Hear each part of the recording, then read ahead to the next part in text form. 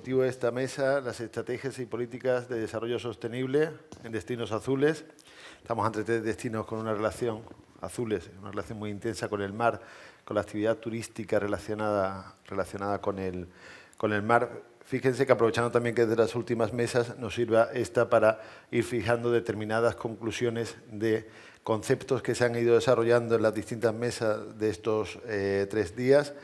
Introducir también que en aquello de política de desarrollo sostenible los municipios españoles, perdona Karina que empiece primero por ellos, tienen ya una larga trayectoria. Recordemos las estrategias EDUSI, de Desarrollo Urbano Sostenible e Integrador, que se fijaron en este país allá hace 7 u 8 años, que iban enfocando a que los municipios españoles adoptaran estrategias de desarrollo sostenible en su crecimiento y en su relación. Traerlo y fijar mucho esta mesa en los retos que en materia de sostenibilidad los destinos azules afrontan. De esos retos hablaremos y nos contarán cada uno su experiencia. De algo que también que parece que hemos podido concluir de estas mesas y de estas intervenciones, que responder a ese reto y desafío de la sostenibilidad en los destinos azules va a responder a un enfoque multidisciplinar, no va a ser cuestión solo de que yo represento la tecnología, pero desde luego la tecnología de los datos no es solo la única respuesta para enfocar este problema. Ayer hablábamos de las soluciones basadas en la naturaleza, del impacto y del esfuerzo que va a ayudar para cumplir esos acuerdos de París en materia de sostenibilidad. Y sobre todo también de algo muy importante, de cómo vamos a dotar de herramientas a los visitantes y soluciones, a los visitantes y a los autóctonos, a los nativos, para que nos ayuden fundamentalmente a cumplir ese reto de la sostenibilidad, de la relación con el océano, con el mar, con una mejor relación, porque desde luego la intervención humana es la que genera ese desequilibrio y la intervención humana debe ser la que ayude a fijar nuevamente ese equilibrio. En definitiva, como decía, de esos retos, de esos desafíos, de ese enfoque multidisciplinar, porque aquí lo hay como Tony, que es teleco y maneja muy bien la tecnología, y Javier, que lleva muchísimo tiempo ya desde su ayuntamiento conociendo lo que la tecnología le puede aportar, y Karina es de Montevideo. De eso decía, de los retos, de los desafíos, del enfoque y sobre todo de las políticas y estrategias que los municipios y los destinos van a afrontar, es de lo que vamos a hablar a continuación. Ya doy paso a los diferentes ponentes. Javier es el alcalde de Rota, arquitecto, con lo cual tiene una visión, y la tecnología ya la estás manejando mucho, una visión. Nos gustaría que nos contaras, Rota, qué desafíos afronta y qué políticas estáis estableciendo. Bien, bueno, muchas gracias. Buenos días de nuevo, porque he participado antes también, hablando del impacto del turismo en municipios costeros como el mío. Hago una breve introducción para intentar tampoco repetirnos con la anterior intervención. Rota está ubicado en la Bahía de Cádiz, en un punto estratégico donde, no sé si... Ahora sí tienen la diapositiva. Si lo ven, el mar, lógicamente, es el origen del municipio, y, lógicamente, el municipio está volcado al mar en todas sus facetas, y el 90-95% de la economía está vinculada, lógicamente, al mar.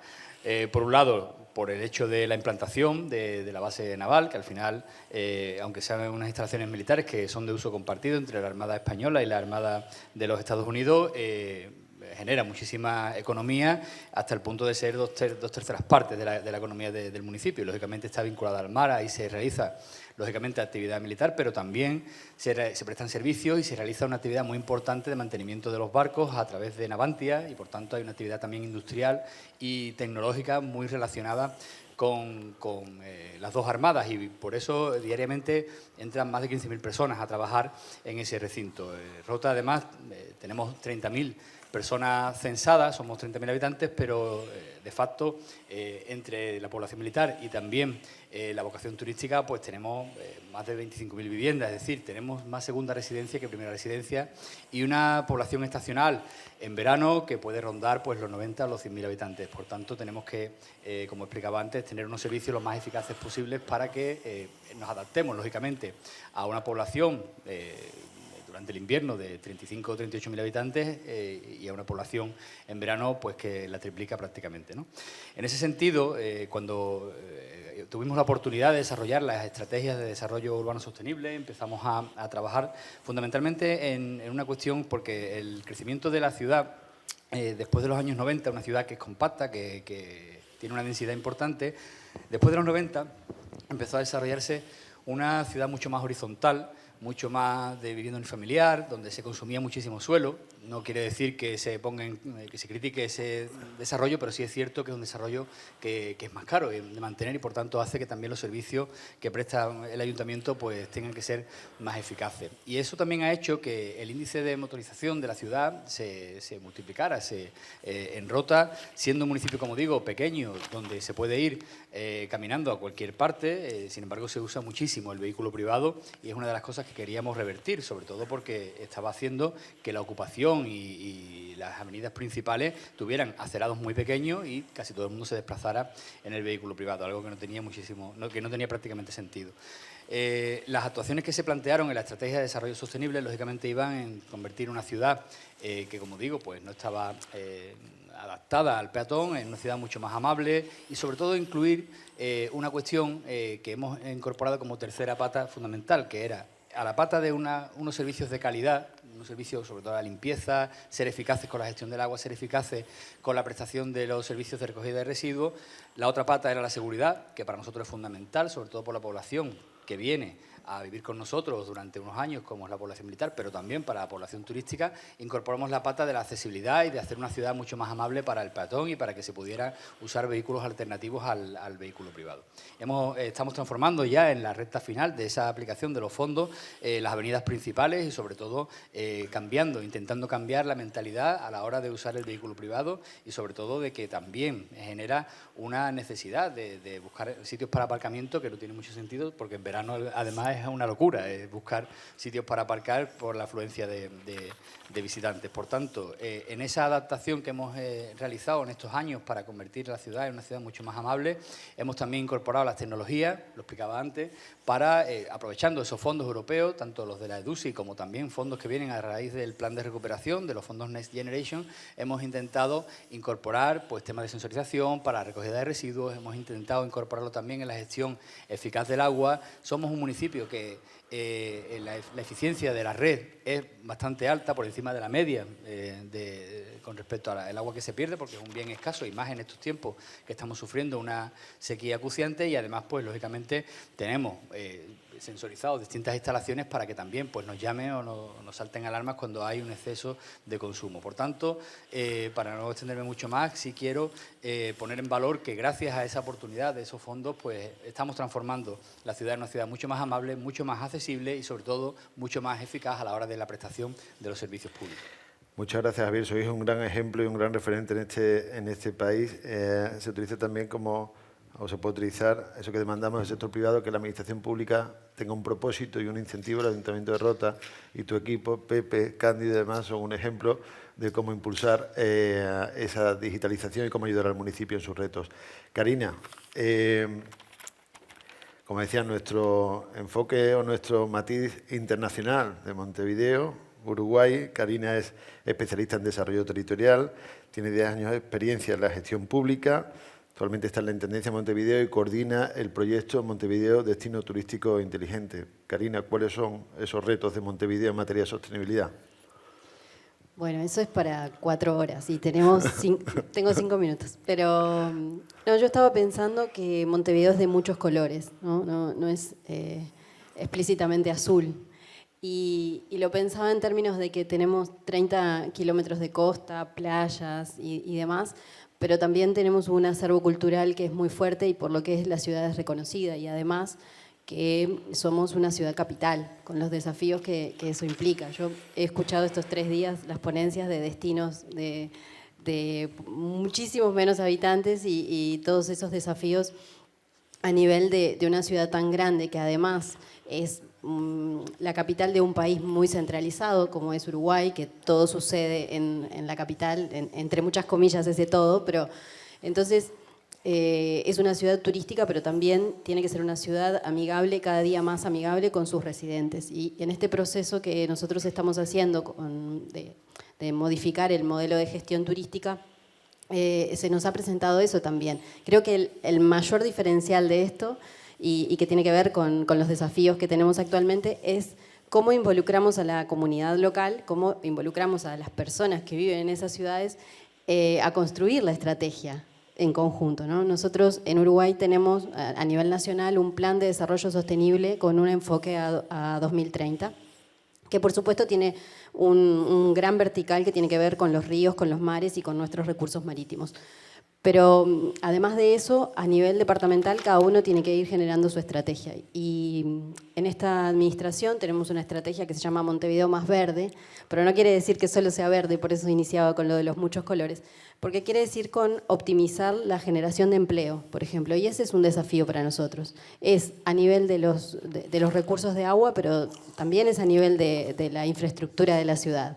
¿Cómo nos vamos modificando? ¿Cómo vamos teniendo en cuenta esa información que surge todo el tiempo y que hay que sistematizarla, y donde estamos bombardeados por herramientas que tenemos que también identificar si sirven, para qué sirven? Creo que ese es otro de los desafíos que estamos teniendo, y me parece que es en América Latina, bueno, compartiendo con mis compañeros que estamos en la misión, hemos conversado mucho de eso también. Y entonces creo que uno de los retos principales es identificar cuál es el problema que queremos resolver, o sea, a dónde están esos problemas y cuáles son las herramientas que efectivamente vamos a poder utilizar. Yo ayer hacía una broma en la presentación anterior, decía que la palabra fondo es la que más he escuchado, una de las que más escuché acá, con ojos que se me hacen grandes, y pienso, bueno, ¿cómo hacemos nosotros para optimizar esos fondos, los que tenemos y los que aún no tenemos, ¿no? A nivel, bueno, como pensando más en retos y en desafíos, creo que tenemos uno enorme, que es el humanizar y continuar humanizando y priorizando la humanización del turismo en nuestras ciudades. Y creo que nos sentimos bastante tentados con la tecnología y la innovación absolutamente asociada a la tecnología, y creo que ese es algo que necesitamos repensar todo el tiempo. Por ahora te dejo ahí, después vemos. Y después vamos entrando en debate y lanzando preguntas sobre las reflexiones que realizabas, Karina. Y en último lugar, y no por ello menos importante, y muchas gracias por sumarte a la mesa, también Antonio García. Antonio García es el director general de la Capitalidad Verde de la ciudad de Valencia para 2024, si no me equivoco. Como decía antes, Antonio es ingeniero de telecomunicaciones de formación, con lo cual esa visión de la aportación también de la tecnología la tienen muy presente.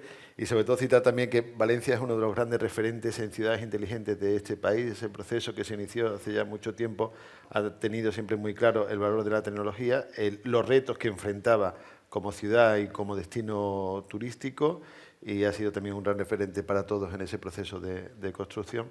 Antonio, ¿cómo son los retos de Valencia en este caso? En primer lugar, ayer agradecí a la organización el esfuerzo que han hecho, ¿no? por poner las políticas verdes, pero también las azules, ¿no? en el mapa, ponerlo aquí en Almería.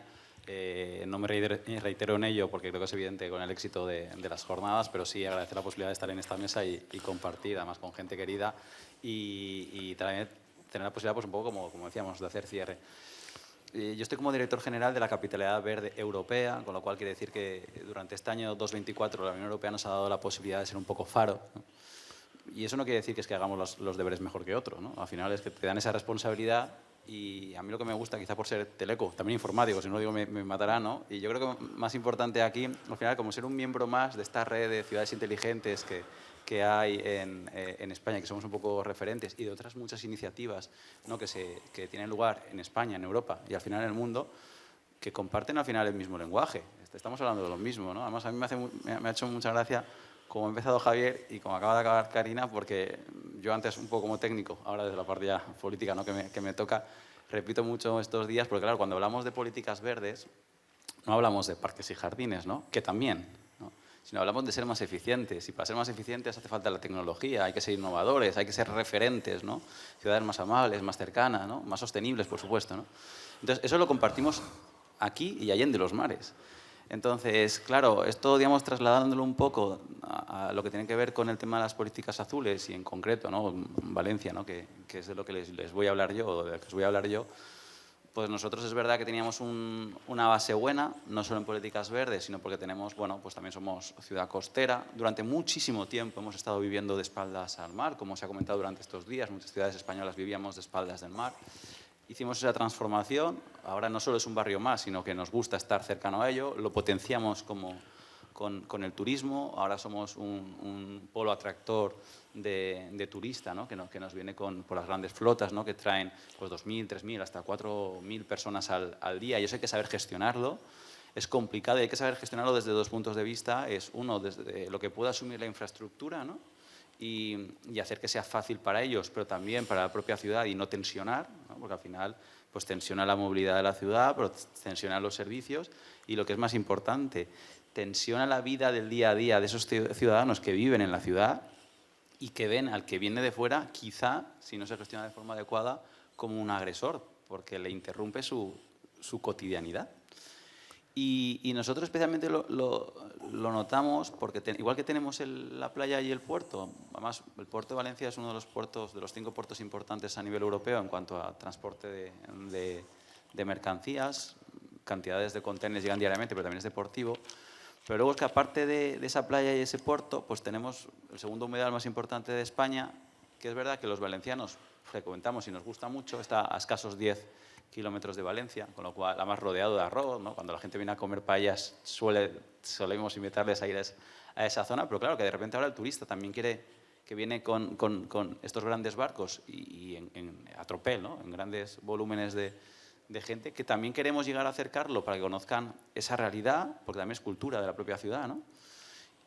Pero claro, pero es que son carreteras estrechas, zonas complicadas, en medio de parajes naturales, y el acercarlo, pues ahí sí que tensiona muchísimamente. Ya no tanto a la gente, porque hay poca gente que vive ahí, en cuanto a volumen, pero la infraestructura no lo puede aceptar. Entonces, la gestión de esa política, al final, ¿cómo lo intenta tratar la ciudad? Por supuesto, lo hemos dicho aquí, ¿no? Que ese turismo sea sostenido durante todo el año, para que sea más calmado, pero luego, por supuesto, tratando de sensorizar muy bien y hacer rutas que además de forma dinámica, ¿no? Ir administrando esos recursos para tratar de sí acercarlos y al mismo tiempo que puedan convivir con el día a día, dando mucha información, por supuesto, al que viene y a la ciudadanía para que sepa lo que va a confluir en un momento dado en la ciudad y si se quieren acercar, que se acerquen, pero que si quieren ir y entiendan la palabra no como algo malo, ¿no? Pero sí huir a otras zonas de la ciudad para hacer un ocio diferente que no interrumpa con eso. Y eso lo tenemos. Y lo pongo como ejemplo porque sí que se admite muy bien y yo creo que gestiona poco, o sea, tensiona mucho en la ciudad, pero genera pocos problemas cuando hay una maratón en una ciudad o una carrera, ¿no? En la ciudad. Pues todo el mundo sabe que ese día pues, que los coches no van a cruzar una determinada zona y lo llevamos bien, ¿no? Al final se informa adecuadamente, la gente sabe que además es por una cosa que es saludable y por tanto lo gestionamos bien. Pues con esto, con el turismo pasa exactamente lo mismo. Nosotros queremos que venga actual, no, que venga mucho más, a tratarlo adecuadamente, darle el mejor trato posible para que no solo haya venido una vez, sino que repita cuantas veces quieran mejor. De hecho, la política que está tratando de llevar Valencia como ciudad, que estamos intentando hacer, es que sea no es como ponían un ejemplo el otro día, no es como las cataratas de Niágara, ¿no? Que la he visto una vez, pues ya he hecho el tic. No, aquí cuantas más veces quieras venir a comer paella, disfrutar de las playas de la ciudad y de la cultura de la ciudad, mucho mejor, ¿no? O sea, si pueden venir yo les invito a que vengan todos los años cuantas veces quieran, ¿no? Pues eso, saber gestionarlo. Y para eso el dato es muy importante, porque yo tengo que tomar decisiones y sin él estoy a ciegas. Entonces, en esos procesos participativos sí que estamos asumiendo que es con la información y tratando de adecuar esas políticas con los propios vecinos de los barrios, que sobre todo se ven más tensionados, que nos ayuden a adaptarnos, ¿no? Yo creo que un poco como inicio de este periodo de reflexión, lo dejo ahí votando y ya Muchas gracias, Antonio. Fíjense también los que venimos de la tecnología que nos afanamos mucho en enfocar lo que sustentaba Antonio. No es importante la tecnología, el dispositivo, el hardware, sino fundamentalmente el dato, porque el dato nos permite medir el problema público, nos permite abordar una estrategia. Volviendo a Javier, te voy a hacer una pregunta previa antes de hacerte la pregunta. ¿Cuál es la población actual de la ciudad de Rota? Más o menos, ¿eh? Te voy a decir por qué Sí. enfoque después la pregunta. Sí, bueno, censados, Censados. 29.500. ¿Y en el pico mayor de verano de visitantes? 100.000. 100.000.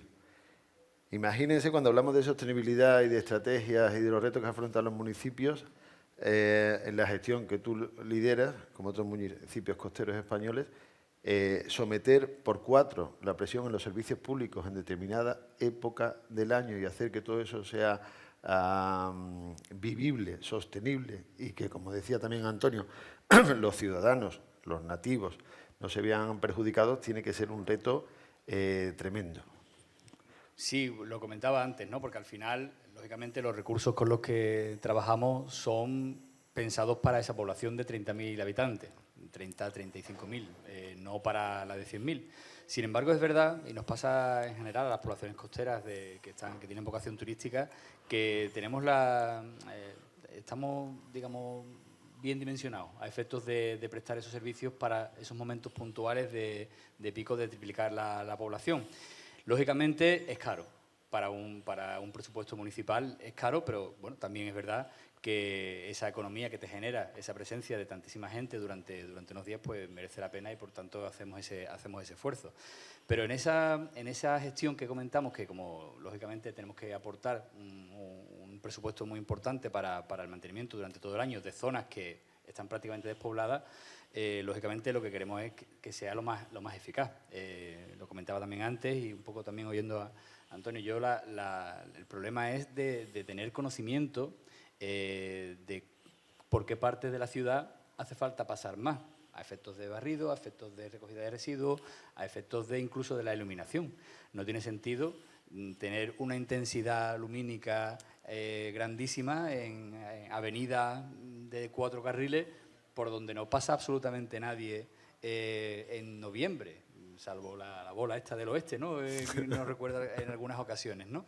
Entonces, lógicamente, pues ahí tenemos que incorporar la capacidad de, incluso de una forma rápida y eficaz, pues variar esa intensidad, porque todo eso son costes que van repercutidos al final al ciudadano.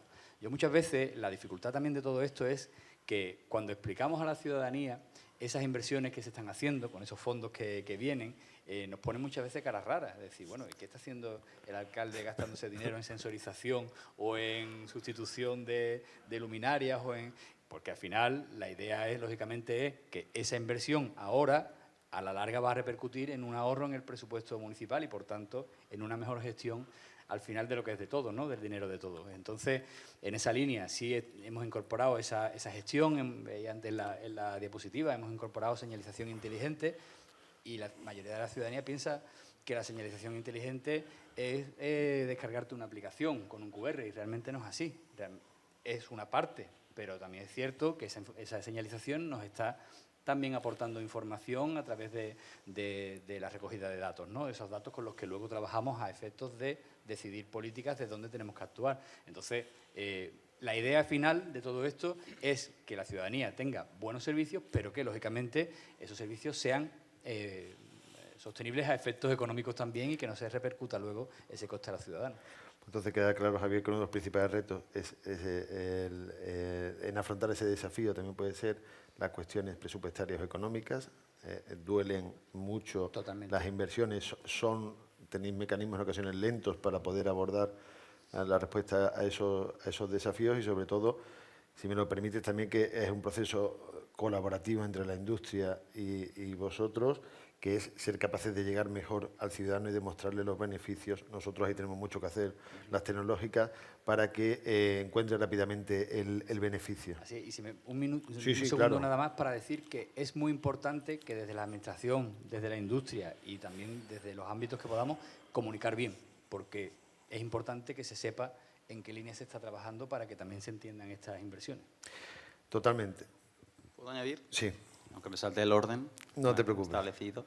Pero es que es súper importante y quiero decir, yo creo que al final lo compartiremos todo. Es que eso es lo que nos da libertad a los gestores con la información para saber que dentro de lo que queremos hacer nos vamos a equivocar menos, pero luego a la ciudadanía también para poder llegar a disfrutar de acuerdo a cómo quiere, sabiendo lo que hay.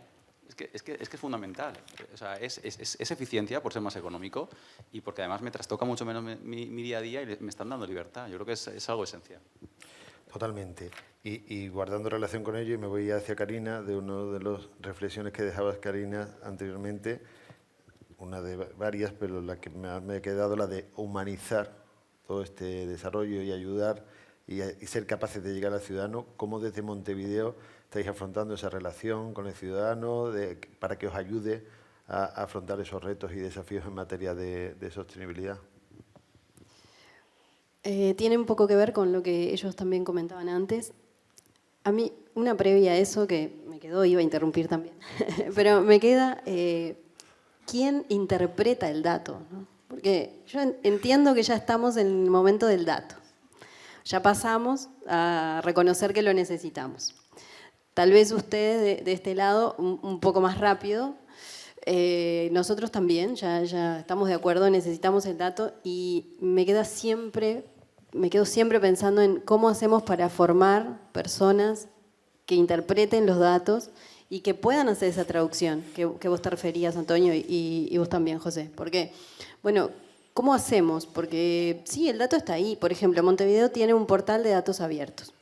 Es el primer país de América Latina que cuenta con un sistema súper avanzado en ese sentido. Tenemos la traducción en observatorios. Y tenemos observatorios de todo, de transparencia, de ambiente, de turismo, financiero, bueno, muchos. Ahora, ¿quién accede a esa información? La población no accede, o sea, y no creo que en Europa también lo acceda. Entonces, ¿va a seguir siendo un asunto de técnicos para técnicos, de políticos para políticos y de políticos para técnicos? ¿O vamos a buscar de una vez poder transmitir de forma de comunicar mejor toda esa información? Yo creo que ahí tenemos sí, un desafío y tal vez no lo estamos como mirando tanto o tal vez es el paso siguiente, ojalá lo sea. Pero en ese sentido, y que me preguntabas, lo de humanizar creo que tiene mucho que ver con eso. Nosotros ahora tenemos un programa de anfitrionía turística. Y ya llevamos 14 ediciones en 2 años, 2 años y medio. Y eso quiere decir formar a la población, no en que sean guías, pero sí en que se conviertan, porque eso es una profesión y no se hace con una sensibilización, pero sí en convertir a la población en actores de esa ciudad. En que cuando llega un turista y te pregunta cómo llego a la Rambla, que es nuestro paseo favorito, le puede indicar y no le haga cara fea o se ponga nervioso porque le habla con un acento diferente. Y esa transformación desde el vamos, desde la calle, desde lo que te vas encontrando en el día a día, creo que va a ir haciendo la diferencia. Entonces, creo que no hay que perder de vista todo eso, y por eso hablaba de la humanización, o por ejemplo el recurso de los guías. Anoche hicimos una visita guiada previa a la cena, ¿no? Creo que la mayoría la hicimos. Y no hubiera sido lo mismo con una inteligencia artificial, qué sé yo quiero seguir teniendo el guía y me parece que es clave porque las historias las cuentan las personas y al turismo lo hacen las personas y a la tecnología también. Entonces, creo que, bueno, sobre todo me refería a eso. Totalmente. Al hilo de eso, siempre recuerdo una frase del actual presidente de la Generalitat Valenciana, Carlos Mazón, en aquel momento presidente de la Diputación de Alicante, en un Digital Tourist de Benidorm, hablando de eso, nos volvíamos locos, era pleno COVID, digitalización, tecnología, parecía que no íbamos a viajar más en los destinos. El hombre se paró, reflexionó y dijo, mire usted, no vamos a dejar o vamos a utilizar el valor de la tecnología para que la gente siga viniendo a experimentar las sensaciones como realizaba antes, pero que la tecnología le ayude a que sea más placentera, ¿no? Pero queremos utilizarla para seguir trayendo y para que experimenten, como decías, las experiencias personales. Y respecto a lo que decías del portal de datos abiertos, en España pasa igual. Hay muy grandes municipios, no voy a citar nombres, donde dice, oiga, pero si tengo todos los datos publicados, pero no lo utilizan, desde luego significa que seguimos teniendo retos que afrontar como industria y como municipalidades para ayudar a utilizar esos datos, sobre todo también al sector privado, en este ámbito, sobre todo al sector turístico, porque tengamos en cuenta que las empresas turísticas, en su mayor parte, son pequeñas empresas que no tienen ni la formación ni tienen la capacitación para entender. Ahí tenemos que ser muy proactivos en ayudarles a entender que todo nace de un problema y de un problema buscamos unos indicadores que me ayudan a medir ese problema y que esos indicadores se alimentan de un conjunto de datos que tengo que buscar para alimentar y resolver ese problema de la empresa privada o del sector público. Antonio, comentamos ya por la noche y aprovechando con ese reto y oportunidad que tenéis como Capitalidad Verde y en esa iniciativa de innovación, tú vienes del ámbito de la innovación, de la tecnología, como decía también, en acercar ese valor de la tecnología y encontrar respuestas a esos problemas. Hablábamos del concepto del sandbox, de la innovación, de probar las soluciones, incitar a la industria a que las prueben, hagan micropruebas o micropilotos para resolverlos y que la ciudadanía lo aprecie. ¿Cómo lo ves? Bueno, me has asustado lo primero al decir que lo habíamos hablado ayer por la noche, ¿no? Porque después de la cena igual... No, es que no era ayer, era antes de ayer. La más adecuada, pero bueno, antes lo veamos de ayer. bien, entonces me quedo tranquilo. Sí. A ver, pues un poco qué es los esfuerzos que estamos haciendo, ¿no? Precisamente para evitar, y ha sido ahora, ¿no? Tenemos muchos datos, pero aquí ayer se hablaba en esta jornada que el 80% de los datos no se utilizan. Y para la audiencia les digo que pueden entrar a un maravilloso portal que tenemos en el Ayuntamiento de Valencia, que es Valencia al Minuto, con una cantidad ingente de información, pero que es maravilloso para decir que lo tenemos, porque la ciudadanía no lo utiliza, ¿no? Lo que se trata es de poner el dato concreto, que además probablemente no sea de ese conjunto no del 100%, pero a lo mejor del 80%, y porque es un dato que viene inferido a través de toda que es el que al final que le acaban dando a Javier o a mi alcaldesa o a alguno de nosotros para poder decidir esas estrategias, ¿no? Entonces nosotros, teniendo la información que estamos tratando de hacer con la capitalidad verde europea, ¿no? Por aquello de ser referencia y tener esa oportunidad, y también por responder un poco al título, ¿no? Estrategias y políticas de desarrollo, ¿no? para sostenibilidad. Pues bueno, Valencia, aparte de ser capital verde europea, pues tenemos una agenda urbana como todos o la mayoría de los municipios españoles, y asumimos una misión climática con Europa, es de tratar de ser una ciudad que balancee sus emisiones no en 2050, ¿no? Que sería el objetivo a alcanzar por todos, sino previamente en 2030 100 ciudades, que ahora son 112, asumieron esa responsabilidad, o Europa les dijo adelante, y de esas 112, 10 han hecho muy bien los deberes y 5 son españolas, una de ellas es Valencia, pero porque trabajamos en red. Al final no se trata de que sean 5 o 7, porque estaremos todos ahí, compartir con Montevideo y con quien haga falta, porque eso es un poco la riqueza de todo. Pero claro, alguien tiene que ir abriendo brecha, ¿no? Entonces nosotros lo que hemos, aprovechando la capitalidad verde, que ya digo es un paso más de esta estrategia, que se podría llamar como quisiéramos, pues tener más salud para nuestros vecinos, para la gente que viene fuera y que disfrute las ciudades de forma amable, tranquila, sensata, ¿no? Verde, que es un poco el concepto este anglosajón de ser ciudad verde, ¿no? No solo parques y jardines, como decía antes. Pues el problema que tenemos es una regulación, y que quiero sacar alguna prueba y me tiro no sé cuántos meses, y imposibilita a la gente que quiera hacer actividades en la región, en la ciudad, y a lo mejor son interesantes porque tienen un claro beneficio en cuanto al día a día de la ciudad y sostenibilidad, y resulta inviable hacerlo. Entonces, hemos planteado, no en un barrio, que lo teníamos así, para promocionar ciertas actividades, hacer un sandbox en una parte de la ciudad, sino que toda la propia ciudad de Valencia haya una regulación, una normativa que posibilite el aterrizar acciones de forma rápida, concreta, y bien sugeridas por la propia Administración, bien porque a la propia Administración nos sugieren ciertas cosas que vemos que van alineadas con esta estrategia, ¿no? A más de 10 años, y que se puedan probar en el tejido, con una doble finalidad. Nosotros creemos que la sostenibilidad venga o que viva, ¿no? En todas las áreas de gobernanza de la ciudad. Por supuesto que la ciudadanía la disfrute, pero también, y es la otra parte importante, que el tejido productivo al final no solo disfrute de ello, sino que además lo haga posible. Entonces, esa colaboración público-privada, que también se ha hablado mucho estos días, pues es que hay interés por las dos partes, pero si ponemos dificultades, ¿no? Si ponemos palos en las ruedas, esto no avanza como queremos. Entonces, el adecuar la normativa va en esa línea. ¿Y hacia dónde la queremos, digamos, enfocar? Sí, facilitar la normativa, pero luego que vayan en políticas de adaptación y de mitigación de la ciudad, tanto en políticas verdes como en azules. Tenemos que ser más eficientes con los recursos que tenemos, yo creo que eso es evidente, y eso quiere decir que es mitigar eso que vamos generando, pero también tenemos que adaptarnos a lo nuevo que viene. Y hay ciertas cosas, y vuelvo a enlazar con el tema del turismo, que es que un turista que venga a la ciudad, yo lo decía en la mesa anterior, pero es que ya parte con un número demasiado elevado de mitigación que voy a tener que hacer como ciudad. Pero bueno, pues ahí hay otras estrategias, ¿no? Generemos más espacio verde, plantemos huertos urbanos, hagamos ciertas cosas que favorezcan que continúen viniendo y que ese balance cero de la ciudad, ¿no? Pues sea posible no solo, como digo, con placas solares, sino con otros temas de iniciativas que muchas veces las ciudades hayamos dejado atrás, porque parecía que esto de ser modernos no era más tecnología, más y lo hizo un tecnólogo, que suena raro, ¿no? Pues que hay que ser mucho más humanista, hay que poner también un poco soluciones distintas para adaptarnos a esto que ya es una realidad, ¿no? Y al final, si hablamos en términos de salud, la solución es global. Y de hecho, qué importante la reglamentación, el procedimiento administrativo, lo comentábamos también otro día, mecanismos que se han desarrollado en nuestro país, en la Unión Europea, para ayudar a responder mejor y más rápido a esos retos. Hablamos de mecanismos de compra pública e innovación, que era una manera de dinamizar mucho mejor la innovación, en lugar de deme usted fondos como empresa privada para hacer algo en un laboratorio que nunca acabará en la realidad, permita darle fondos a la administración, plantee un reto, y ese reto veamos si somos capaces de abordarlo o no, pero esa innovación se produzca en el terreno. Evidentemente también comentábamos que está siendo muy lenta, esos mecanismos hasta que se ponen en marcha, pero me utilizo para llevarlo a una reflexión final que me gustaría también llevar. Tenemos que ser críticos. Tenemos una oportunidad, y en este país la hemos tenido durante mucho tiempo, de fondos, de financiaciones, de tecnología, de una industria tecnológica que ha sabido sumarse mucho y ser solidaria, porque le interesaba evidentemente para vender, adaptarse a un esquema, a una normalización, a una colaboración pública-privada en ese ámbito.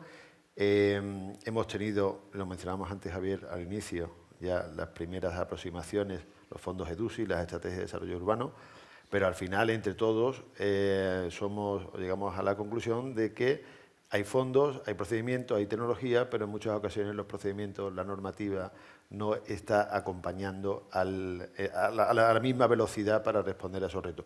Tú, Javier, te la lanzo porque como tienes la visión desde los EDUSI, cómo fueron y cómo es ahora esos procedimientos, ¿qué cambiarías?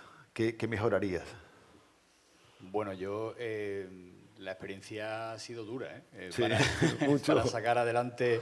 Y tengo que decir que, por ejemplo, con el plan de recuperación, con los fondos Next, se ha evolucionado de una forma rápida de las primeras convocatorias, que eran mucho más complicadas, y luego afortunadamente han ido corrigiendo cuestiones para simplificar. Sobre todo, lo digo como ayuntamiento de una ciudad media, donde tenemos limitación, lógicamente, de funcionarios, de trabajadores municipales, y a la hora de abordar proyectos de este tipo es complejo. Y lo he dicho también cuando hemos participado en foros como los de la red y demás, que gracias al esfuerzo de trabajar en red, que lo comentaba antes, hemos sido capaces de sacar adelante algunos pliegos de contratación que en otras circunstancias hubiera sido súper difícil, porque cuando intentas innovar, intentas incorporar este tipo de iniciativas, en muchas ocasiones, por parte de los trabajadores municipales, también se llevan un poco las manos a la cabeza, ¿no?, de ciertas cosas que no sabemos cómo abordar, y lógicamente ha sido gracias a ver cómo estamos trabajando con otros ayuntamientos, cómo hemos podido sacar adelante. La EDUSI, prácticamente tenemos todos los proyectos contratados en marcha, e incluso la pata tecnológica, que era un porcentaje importante, hemos sido capaces de adjudicarla y de sacarla adelante. Y lo hemos hecho en la recta final, porque los primeros años tenemos la adjudicación de la ayuda desde el año 2017, pero prácticamente ha sido la recta final, porque los primeros años ha sido todo burocracia, mandar documentación al Ministerio, esto de los organismos intermedios dentro de la propia Administración, que era una cosa totalmente absurda bajo mi punto de vista. Entonces yo espero que sí, en este nuevo escenario de fondos europeos que van a abrir, que se corrijan estos errores, porque lógicamente cuesta muchísimo trabajo a nivel burocrático y se retrasa tanto que en los 5 años que hemos tenido la EDUSI, pues nos hemos ido prácticamente a la recta final para poder adjudicar esos contratos. Yo pongo un puntilla porque creo que además, como parte de administración ahora me lo creo y está en el otro lado. Tú afortunadamente tienes técnicos buenísimos en la casa, aquí en la sala tenemos uno de ellos y que lo hacen posible, pero creo que tenemos que aceptar los errores y por eso de autocrítica, ¿no? Antes hablábamos un poco, digamos, de mejorar.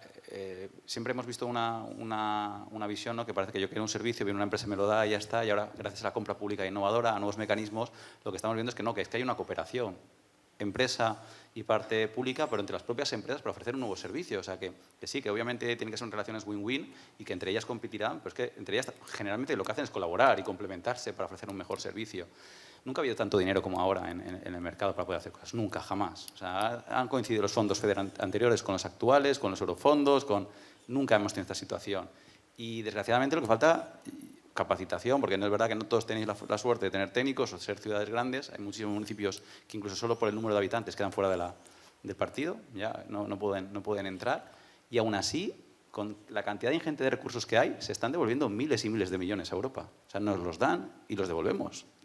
Eso no. No, la propia convocatoria FEDER, el 34%, solo el 34% de los fondos que asignó la Unión Europea a España fueron consignados. Yo, por cerrar ese debate, y ahora quiero la confrontación. No, te voy a cortar porque No. voy a decir que yo sé dónde ubicarlos. Les sobran a ustedes, Sí, a nosotros sabemos dónde ponerlos. Ese es el problema, y ahora te lo voy a llevar a vuestra visión desde allí, a esos retos que afrontáis desde el macro, las políticas macro, por esa estrategia que mencionaba, pero por cerrar también esa parte, yo creo, mi aportación y mi visión, la administración pública en España tiene unos técnicos fantásticos, tiene una visión, tiene fondos. Yo creo que también un poco algo a más alto nivel es el propósito. Este país, la ley de contratación del sector público se modificó con la crisis financiera del 2008, se buscó que las administraciones locales no se endeudasen, porque había un déficit tremendo. Eso se consiguió, se equilibró, vinieron fondos. Tenemos que tener ese propósito de decir, la situación es distinta, vamos a cambiarlo, porque no podemos tener municipios que tienen una cantidad de fondos ingentes que podrían utilizar para cambiarlos y que no pueden por el procedimiento o por los organismos intermedios o por lo que fuese que les limitan y porque el interventor me dice que cómo voy a comprar en compra pública algo que puede ser que funcione o no. Hay que ayudar a evangelizar y eso viene desde el propósito al más alto nivel. Y como Karina, mira, ya te hemos contado y sabes lo mal que lo hacemos en algunos casos y lo bien en España, yo quiero saber, en Uruguay, tú has mencionado antes, hay una estrategia nacional de sostenibilidad. ¿Cómo es la visión desde el Uruguay, desde la política nacional, pública, a la política local o municipal? ¿Cómo es ese procedimiento y cómo lo afrontáis? Bueno, ahí creo que también hay otro reto que es lograr hacer políticas que vayan más allá de los periodos electorales. Yo no sé cómo son esos desafíos acá, pero en el caso de Uruguay eso es latente todo el tiempo y a veces cambian los colores y cambian las políticas. Y creo que turismo ha logrado ser una de las áreas donde eso no se siente tan afectado. Creo que eso ha sido una construcción que nos ha llevado bastante tiempo, pero que lo hemos ido logrando. Como, bueno, que no cambie todo, ¿no? Que no sea borrón y cuenta nueva. Pero a nivel de recursos es verdad que hay mucho que es de recurso propio, recurso generado por los propios municipios. En nuestro caso, en todos los casos de Montevideo, nosotros estamos en Uruguay divididos en 19 departamentos que le llamamos. Y bueno, cada uno tiene un presupuesto, una parte del presupuesto nacional, pero fundamentalmente es el presupuesto generado a partir... Entonces, en el caso de Montevideo es, por supuesto, como es la ciudad capital, es la que más recauda, pero también la que más invierte y la que más gasta porque tiene más personas. O sea, concentramos la mitad de la población del país. Y el asunto de la burocracia está presente. También creo que la burocracia tiene una pierna buena, una parte buena, no sé si tiene dos, pero una tiene que es de alguna manera garantizar el buen uso de los recursos. Y entonces saltearse todos los pasos tampoco podríamos ir por ese camino. Creo que ahí hay que buscar sí un camino intermedio que no desestimule ni a los destinos, ni a los técnicos, ni a las universidades, porque también nos pasa eso. ¿Cómo involucramos, cómo trabajamos? A modo de ejemplo, nosotros ahora justo en este momento, en Montevideo, se está firmando un acuerdo con la Universidad de la República, que es nuestra principal universidad, que además es pública, y para trabajar con estudiantes avanzados en los 8 municipios de Montevideo, que además está dividida en municipios. Y eso quiere decir hacer una estrategia muy territorial. Y el objetivo final es construir un plan de turismo sostenible e inteligente, ahora que estamos en este momento de la moda de turismo inteligente, bueno, pero que nos ha rendido mucho a nosotros porque nos ha puesto un mar de posibilidades por delante, pero es una estrategia territorial. Y esa estrategia, ya termino, y esa estrategia territorial va a implicar, por supuesto, una burocratización. Hace un año que queríamos haber empezado y no pudimos, pero son muchas personas trabajando en el mismo proceso y muchas instituciones que además involucran al sector privado. Entonces, creo que hay que ir buscando esos caminos a ensayo. Qué importante que cale en esa metodología, esa visión, también la hemos exportado, de la visión de lo inteligente parte desde el territorio, se desarrolla en el territorio y hay que enfocarlo desde el territorio por esa interrelación que tiene con estos dos actores. Yo voy a pedir un titular simplemente para terminar la mesa, una reflexión importante. La tuya, Karina, me atrevo a avanzarla y es que si nos sobran fondos que los enviemos para allá, para aprovecharlos, ¿vale? Pero si quieres, Javier, empieza tú por un titular o algo que quieras. Bueno, es difícil, ¿no? Tener un titular. Yo sí destacar lo que hemos venido diciendo. Creo que es fundamental la concienciación de que la ciudadanía, al final, que es a quien está destinado todas estas políticas, tienen que entender por qué se toman esas decisiones. Tienen que ser, lógicamente, participativas, porque al final, si implicamos a la ciudadanía, pues también estamos haciéndoles partícipes, ¿no?, de estas decisiones, pero lógicamente también hay que tomar decisiones arriesgadas para que revirtamos un poco esa tendencia del día a día de ser... La inercia. La inercia, correcto. Y creo que ahí, pues sí, evidentemente, sirven mucho las experiencias de otras ciudades, el trabajar en red, como decía antes, y el intentar, bueno, pues aprender unos de otros para que podamos ser más eficaces a la hora de gestionar estos fondos que efectivamente hay y me quedo con lo de la línea intermedia. Ni tanto ni tampoco a la hora de los planteamientos burocráticos, porque tiene que haber un control, es obvio, pero también tiene que haber facilidades para que eso para que nos lo podamos gastar, lo que llega, lógicamente. Antonio. Yo lo tengo fácil, porque coincido totalmente. Tenemos que educar. Hay que educar porque esto lo hacemos todos y si todos no lo entendemos será imposible trabajar. Entonces tenemos que educar en acciones de mitigación y de adaptación y especialmente como ejemplo, ¿no?, como posibilidad que se nos ha dado a Valencia. Somos Ciudad Europea Verde de este año y por tanto invitarles a todos a que puedan ver esos procesos de adaptación y de mitigación que pondremos a disposición de todos ustedes en nuestra ciudad a lo largo de todo el año. Bienvenidos. Los visitaremos, os deseamos, Antonio, la mejor de las suertes en ese reto. ¿Y Karina? Pienso que no hay sostenibilidad sin singularidad. Entonces, hay soluciones globales, pero las tenemos que aterrizar y creo que para eso también sirven todos estos encuentros. Pues yo simplemente para finalizar podría hacer una relación de los principales highlights de la mesa, como hago en otras ocasiones, pero en esto solo me quería quedar con una. Fíjense el propósito, el carisma en algunos casos, de la inquietud de la administración local, no solo ya española, sino uruguaya, en desarrollar y en conseguir la sostenibilidad en su actividad diaria. Yo creo que eso, que muchas veces demandamos que la administración sea más, hay ocasiones como hoy que da gusto ver cómo la administración tiene esa sensibilidad para mejorar y avanzar. Así que muchísimas gracias por las intervenciones y muchísimas gracias a todos. Gracias, un aplauso para los ponentes. Por favor.